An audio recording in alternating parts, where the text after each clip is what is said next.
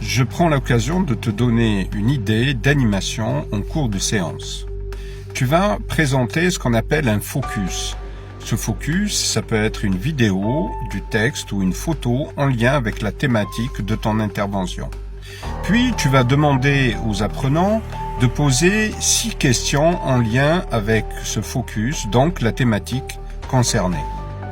6 questions, 3 questions ouvertes et 3 questions fermées. Une fois que tu as demandé un tour de table sur les questions posées, tu vas leur demander de classer ces questions par ordre de priorité. Une fois que tu as fini cette étape, tu vas classer ensemble avec les apprenants les questions par ordre de priorité, du moins de leur point de vue.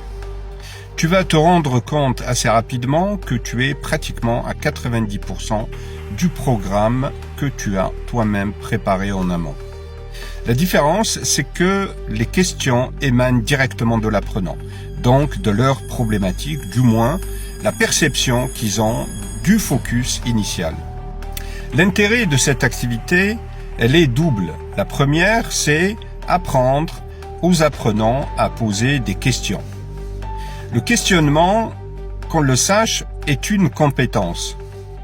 Tu vas créer chez eux ce qu'on appelle un déséquilibre cognitif. Le travail de recherche et d'investigation est à leur niveau. On renvoie la problématique du thème sur l'apprenant. On lui demande de réfléchir, mais aussi de poser des questions en lien avec le focus initial.